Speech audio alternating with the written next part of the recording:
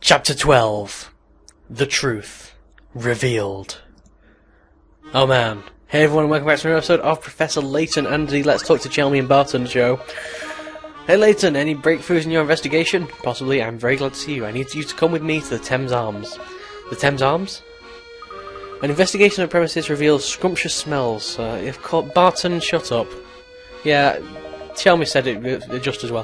What exactly is so amazing at the Thames Arms? I need to head there this instant. It's likely that what happens there will lead you to the Prime Minister. Well, my interest is piqued, but there is the matter of this blasted puzzle. What puzzle?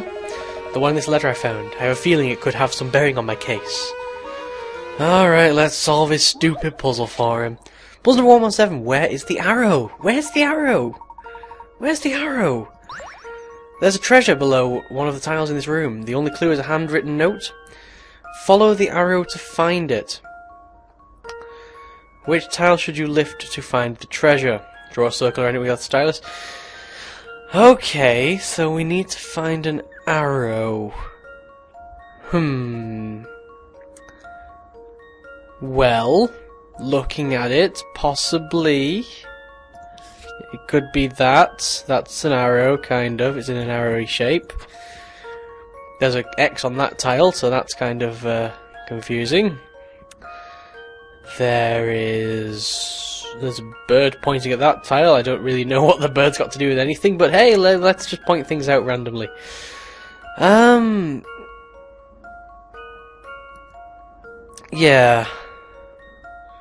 I don't know, there's quite a few different ways you could take this.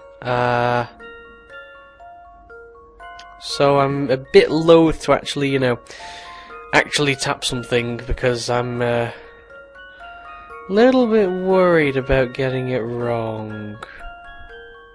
Let's use a hint. Why not? Nothing very sneaky is going on. There is actually an arrow somewhere. Well, if there's actually an arrow somewhere, I'm not really convinced that that's an arrow because that doesn't really look very arrowy. So, looking for some kind of arrow here. Not really seeing it very well.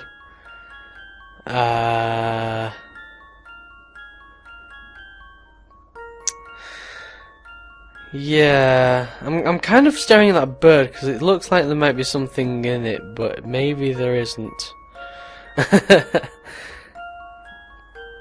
Wait a minute. Wait one cotton picking minute. Mr. Monkey Nose. Mr. Monkey Nose there has an arrow.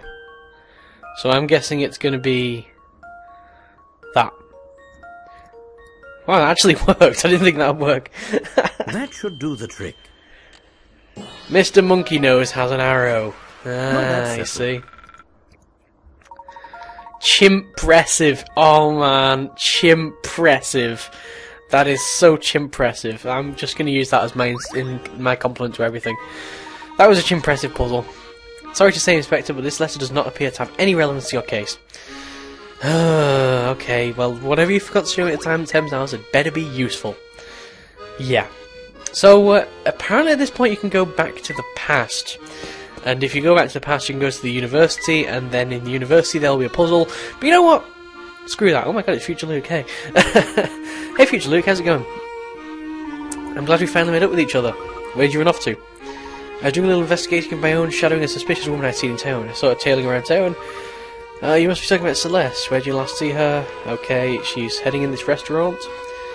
And Don Paolo head in as well, okay. We already know it all. We've been hard at work getting to the heart of this case. Alright, so now what? Alright, let's go in the Thames Arms. I guess this is a big reveal scene, in every mystery thing you have to have a big reveal scene where all the characters are gathered around and you gotta point at one of them. Because that's how things work. But yeah, apparently you can go out to the past, you can go to the university, you can talk to someone for a puzzle, but you know what? Screw that! We're gonna get it next chapter because it'll be sent to Puzzlette, so... let's just talk to people in here, I guess. Oh, I'm so relieved you made it out alright. I couldn't very well let myself get caught before hearing that secret you mentioned. Of course. Something tells me you've already figured out much of it for yourself. Is it true? Layton, if you know something, spit it out. All concerned parties seem to be in attendance, so I'll try to explain things as best I can.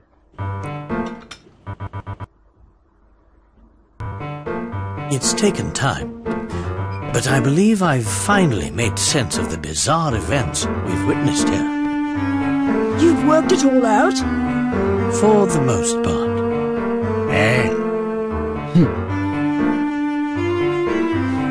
Come on then, out with it! Yes, of course. I have much to say about this city and its secrets. The London we are presently in, this London of the future, is a fake. I feel the need to warn you at this point. Yeah, plot twists in Layton games tend to be very, very silly, so I'm not expecting much from this game, but let's just get on with it. More precisely, it's a set designed to make us believe that we've travelled 10 years into the future. Yeah. Because, you see, there is no time machine. Not here, not anywhere. What? We were all led to believe that the clock shop was a portal to the future. But the truth about that shop is in some ways just as bewildering. The back room of the clock shop is no time machine. It's a lift leading down into the earth.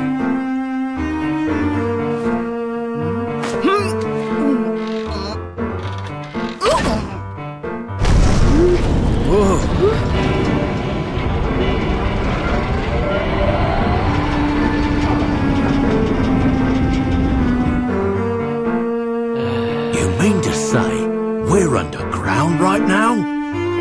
Precisely. You may have heard of subterranean caverns, as some of them house ancient ruins.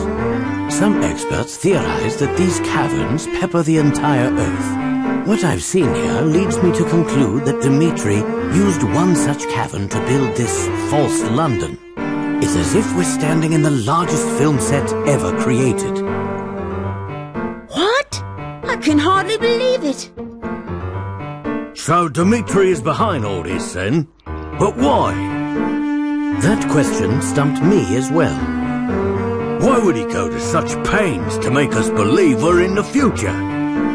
It doesn't make sense, unless convincing people of this is the key to achieving his ultimate goal. What kind of goal requires a setup like that? It's simple.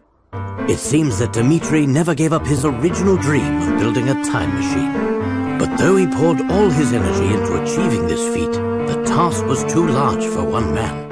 He needed other scientists to support his project, so he turned to the greatest minds in London.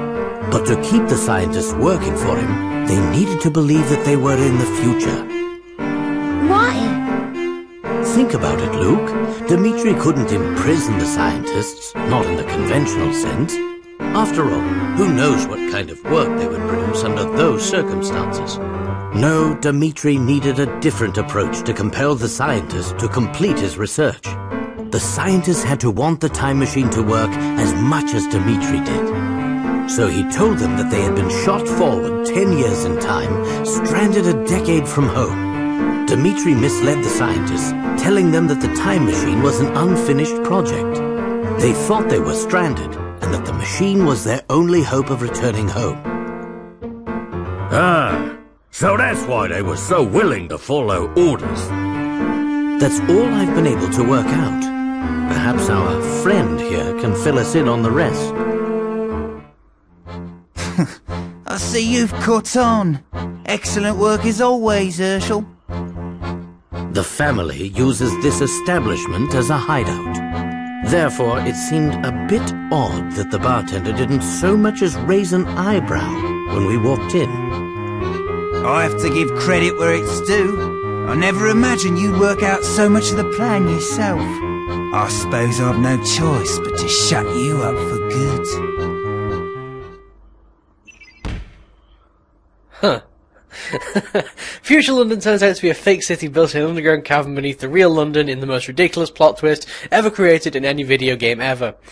I thought the first game was bad, but this one really... wow! Dmitri led his team of scientists to believe they were trapped in the future, so they would put every effort into completing a functioning time machine. Dmitri Allen, you've been watching us the whole time? I wish we would challenge the Professor. Bumbling lawmen have no part in this conversation. I'll show you bumbling. It would be wise for you all to stay right where you are. I've laced this restaurant with enough explosives to level the place. Are you out of your mind? We'll all die, even you. Oh no, I'm going to walk out of this place unharmed. By pressing the switch here, I've activated a series of sensors embedded in the floor. They don't respond to my movement, but they'll trigger the charge the second you touch one. This place is a minefield. I see you're catching on. Now I'm going to stroll out to that door and leave the lot of you behind. Stay as long as you like. Just remember, when you decide to leave, you seal your fate. It would seem that you've bested me, Dimitri. There's no challenge to be had here. Not exactly, Professor. This piece of paper contains the location of every sensor in the room. All you need to do is know how to find them. Well, I suppose this makes it more of a fair contest. The numbers written above and to the left of the map indicate the number of sensors present in each column and row respectively. Derive the location of all sensors using the map. So I'm guessing, alright, those are the people, those are the tables. Okay, so there are no... Can I, like... Okay, so I can't mark in where they aren't, so let's just fill in where they are. So this is kind of like a, kind of weird thingy kind of puzzle. But yeah, we got 4 there, 3 there. So there's 1 more in this row, and there's 2 more in this row, so that one's got to be there. So there's 1 more in that row, 1 more in that row, so they're both there. Okay! It was foolish for me to make this so easy for you. I suppose you're free. It was surprisingly easy, unless the information you provided was inaccurate. Luke, look at the position of the sensors. Now flip over the drawing. What does it spell? Lie. Does this mean what I think it means? ... This map of the sensors is a lie, isn't it? We're going to walk straight into the sensors and die. You monster! Unless there weren't any sensors to begin with. What? What? He just wanted to keep us busy so he could make her escape. What? I should have known I wouldn't fool you, Herschel. I've worked things out on my own this far, but I need you to help make sense of the rest. You must have had some reason for concocting a scheme this wild. I had a very good reason. It all started about 10 years ago. Bill Hawks and I were friends and colleagues. We worked in the same lab researching time travel. Our research meant everything to us. We poured our hearts and souls into uncovering the secrets of space and time. After months of progress, we had built ourselves a prototype time machine. It was finally time to test our work with a human subject. Bill thought we should use Claire as the first test subject. She was our lab assistant. I, of course, vehemently opposed this idea. I loved her too, you see. And though she didn't return my feelings, I didn't want to risk her getting hurt in the experiment. Around this time, I noticed a flaw in the design of our machine. I begged Bill to postpone the experiment, but he wouldn't hear of it. Sometime after the accident, I made a startling discovery. Unbeknownst to me, Bill had made a deal to sell the technology behind the machine's power source. Apparently, a large corporation had offered him a very impressive sum. Bill knew the machine wasn't ready for a human subject, but he needed to demonstrate its viability. We all know the tragic results of his decision.